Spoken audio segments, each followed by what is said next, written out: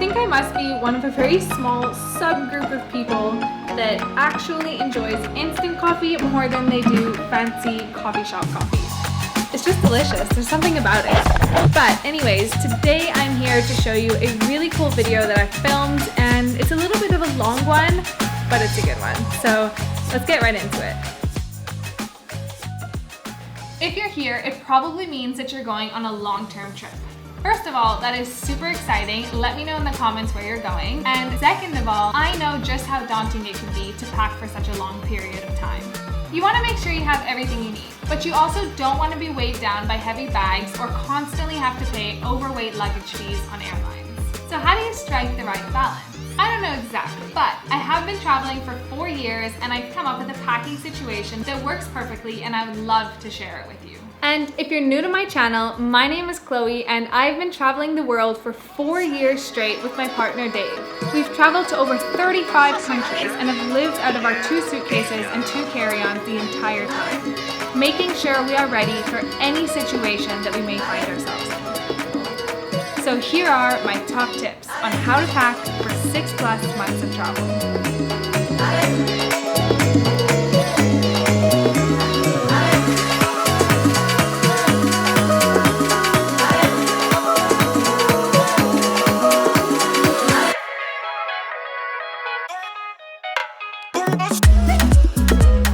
Over the last few years, we've tried and tested many different types of check-in bags, and I think we finally come across the one that works the best. At first, we started off like all backpackers with a huge backpack on our backs. We loved it for a while. It's easy to pack, easy to cram things in, and you can just carry it, so you can get up and go pretty easily. But after a while, we got a little sick of it because it's hard to stay organized, and also sometimes it's really hot and sticky out, and it just sucks to have to carry a 20 kg bag on your back. Next, we tried hard suitcases, and this was really great at first because it kind of acts as a cupboard with your 2 sides that stay organized really easily. But after a while, it was ultimately too big and too heavy. For example, getting in a tuk-tuk suddenly became a little bit impossible.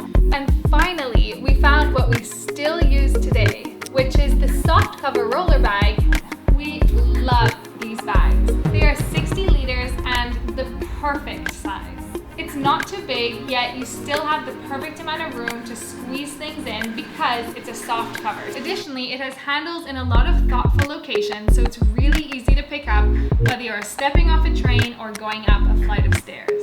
Next up, we have carry-ons. Being a filmmaker and photographer, I travel with a camera bag. Now that complicates things a little bit because it takes up an entire backpack. But if you aren't traveling with any gear, then a great option for you is the duffel. It's amazing because it opens up straight down the middle and has a laptop sleeve there, so you can easily take your laptop in and out when you have to go through security. It's also really light and is the perfect carry-on size for all airlines that we've ever been on. We've also tried the Manal bags, which are really good as well. It's just important to make sure you have a bag that has really cool compartments and openings so that it's really easy to take things in and out on the go when you need to be quick. Bonus if your bag has a waist strap. Now before you go off on your big adventure, or I share with you what I pack and how I pack it, there are 3 essential tips that I want you to know. The first has to do with your passport. It's really, really important that you always have at least 6 months until it expires and a couple blank pages, because that is often a requirement for my second point, which is visas. Usually when you're applying for a visa, they're going to require at least 6 months before your passport expires and a couple blank pages, because sometimes a visa can take up an entire page. And also, when you're getting those visas, there's usually 2 ways you can do it: in person and online, and that is the most common. But you need to be careful when you're booking it online, because first of all, there are websites that can scam you, and websites that claim they're helping you but that you don't really need their help. To avoid this, what you should do is go onto the government website of the country that you're going to, and they'll always have a link there to their visa website. Now, if you get your visa from a third-party website, that's okay. You're still going to get the visa, but it'll take longer to process and they'll charge you extra fees. And lastly, and just as important, is travel insurance. Now, this is probably the question I get asked the most when on the road.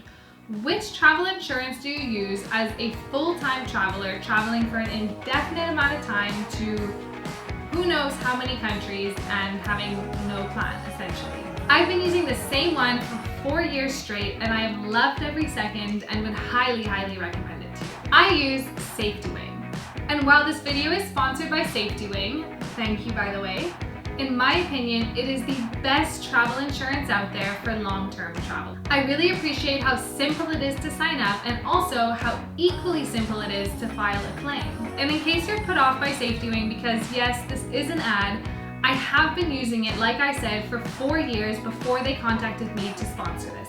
So I do really believe in the product and highly recommend it. First of all, for only $40 a month, you're covered for lost baggage, flight cancellations, flight delays. Everything can be done online and self-renews. COVID coverage, natural disaster coverage, personal liability coverage. There's really, really fast customer service, and I mean it. I think they respond in under 60 seconds. You can sign up right now and coverage will start right away.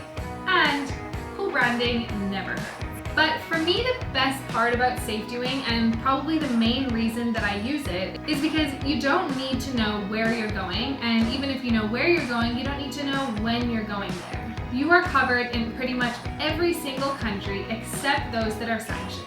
So whether you're traveling for a month, or you're leaving tomorrow, or you're even already on your trip, Safety Wing is a fantastic option.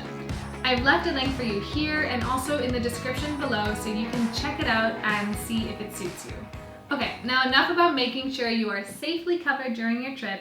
Let's get back to packing. Let's start with clothing. I like to travel with 8 pairs of pants. Super versatile dress pants that look nice but are also comfy. 2 pairs of jeans. A pair of white cargos. These are super versatile, they're comfortable, and you can also use them on adventures or maybe a hike because you can move really well in them. Some comfy pants. These are just linen white pants. They come in handy all the time, especially when you're somewhere hot but you need to cover up. Kind of like this, we have a long skirt. This is great for a similar reason to the pants. It's nice to have something a little dressier and just have another option when it's hot, but again, if you want to be covered. Then something else I couldn't imagine not traveling with is a pair of sweatpants. They're comfy, you can sleep in them. Sometimes you're somewhere colder and you want an extra layer of warmth. And last but not least, we have a pair of leggings. Leggings are super handy for travel days, for working out, for hiking, or just for wearing around the city. Now we're going to move on to shorts, and thank God because it is so hot in this apartment.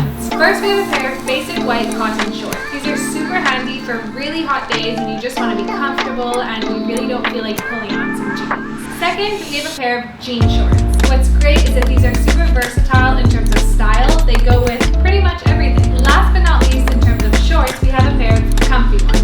I love traveling with a pair of sweatpants shorts, I guess, because they're just great to wear around the house, or like I said, if you just want to be comfortable. Now let's move on to tank tops. This is probably the category of clothing that I have the most. Like this one, this one, this one, this one, my favorite, but also this one, and a tube top, and then a couple fancier options like this. It may seem like a lot of tank tops, but honestly they're so small you can fit in as many as you want and it doesn't really make a difference.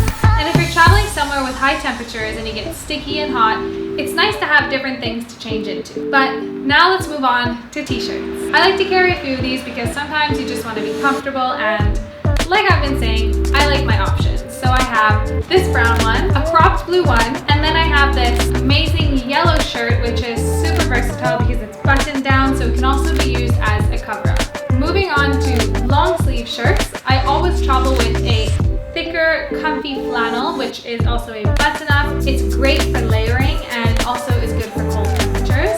I also like to carry a big gray shirt, and then I also like to have a long sleeve white shirt. Super basic, can be dressed up, dressed down, comes in handy all the time. Last but not least, a fancier option. Now let's move on to workout clothes. It's laundry day, so I don't have it all in front of me, but I like to travel with 3 pairs of workout shorts because they come in handy not only for working out, but they're comfortable for travel days, and if you're going on a hike where it's somewhere hot, of course, you can wear workout shorts. And then in terms of sports bras, we have 3 regular sports bras, and then 1 sports bra that's more like a shirt, which is also great for hikes and walking around in the city. It's just super versatile. Wow, I use the word versatile a lot, but it's actually a really important word when it comes to packing for long-term travel because everything you bring with you should be versatile somehow. Next we have dresses. I like to travel with 2. One kind of summery everyday dress, and then one that's a little bit fancier, but it can be dressed up and it can also be dressed down. It's nice to have both options. You don't wear them often, but when you do, it's really nice. Next we have a skirt. I only travel with this one short one because you don't really need more than this. First of all, I'm a bit more of a shorts person because it's easier to wear on adventures, and like I said, versatility is the key. And this one's great because you can wrap it around yourself, so it's really good as a bathing suit cover-up, and for hot temperatures it's nice and light. Let's move on to warm layers, like this vest. Now this is probably the least warm out of my warm layers, but it's really nice to have something that's a little bit lighter for nights where it's just breezy and not too cold. For colder weather, I have sweaters like this, and then I also travel with a big beige knit sweater and a beige hoodie, both of which I forgot downstairs, so sorry, you're just gonna have to imagine them, but in total, that's 3 sweaters. I also always recommend traveling with a scarf, a hat, and a warm pair of socks. Having these thick wool socks has come in handy so many times. So now let's move on to a whole other climate, which is bathing suits. Now I'm not going to try them on because that's way too much effort, but I always go with a one piece that has a good amount of coverage for water sport activities, or if you just want more coverage, 2 different bikinis, and another one piece, but it's extremely impractical. I just love it. On the same level as bathing suits, we have a small beach towel and a sarong. Both come in handy all the time because accommodations often don't offer towels. And now last but certainly not least is a warm jacket. I've got this great Patagonia one that is really warm but not too big. And it may seem annoying to travel with a jacket, and I actually suggest 2 jackets. So I have this one, and then I have another one that is just kind of like a thick fleece that I wear as a jacket because you never know where you're gonna end up. Sometimes even in really hot countries, it can get really cold at night or in the morning.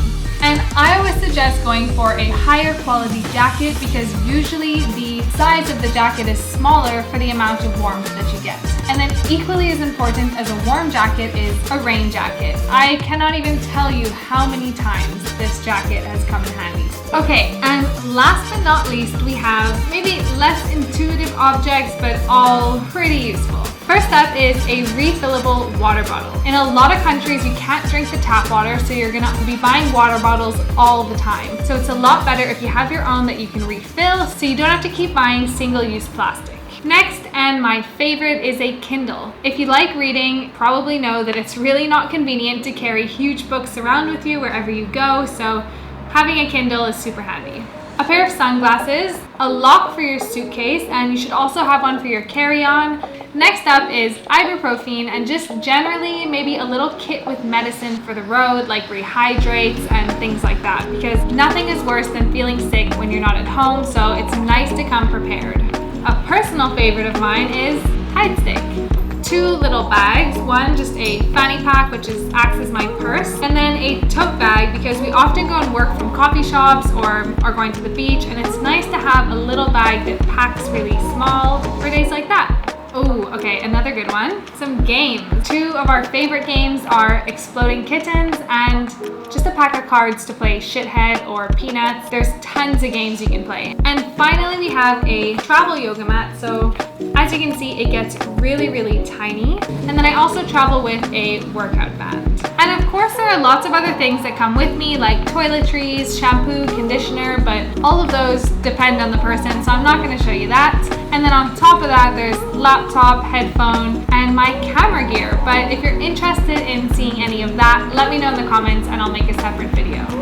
In terms of shoes, I like to keep it pretty simple. Birkenstocks, white Converse, and one more pair of white shoes, and then a pair of hiking shoes. I've had to gather everything I own to make this video, so look at this. I've turned this apartment into a mess. So let's talk about organization with packing cubes. Now, I have kind of a love-hate relationship with packing cubes, but ultimately I love them. The con with packing cubes is that yes, they do take up more space. You can definitely pack less in a suitcase when you're using them, but it does help with organization. So what I do is I've chosen certain things to put in packing cubes and others to not. One thing that definitely goes in packing cubes is bras and underwear. but socks I don't put in because those kind of fill in the empty spaces in a bag, so once everything is packed, I just throw in socks wherever they can fit. The other thing that goes in a packing cube is bathing suits. So I use a little one like this that fits my bathing suit, my tiny towel, and a sun hat. I also use a packing cube for my workout clothing, and then I use this medium-sized one for all shirts and tank tops. They fit quite nicely in there, and then it really helps them stay organized. And lastly, I'll use this big packing cubes for all my long sleeve shirts and dresses. I kind of cram them all into one because it's things that I don't use all the time, and because of like the long sleeves on the shirts, they can make the suitcase feel messier than it is. And then in terms of pants, I just leave those loose but folded into a nice stack at the back of the suitcase underneath everything, and it really helps me save space. And other little like random things, they just go anywhere that I can find space at the end of my packing. And that is everything that fits into my suitcase and what I take with me on 6+ months of travel. And that's that. So to summarize, the most important packing tips are: make sure your suitcase is easy to pack and easy to move around. Have a versatile carry-on bag. Make sure your passport isn't expired and has enough space, and that you are properly insured for your travels. You don't want to travel with too much, so make sure that you're traveling with things that are very versatile and easy to layer, so you're ready for all weather situations. And last but not least, use packing cubes. They are so worth it. And they do rip easily, so I recommend spending a little bit more to get good quality ones.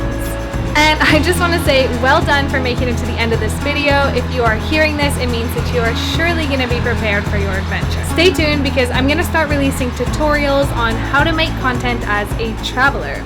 So don't forget to subscribe and let me know in the comments what you'd like to see. See you out there.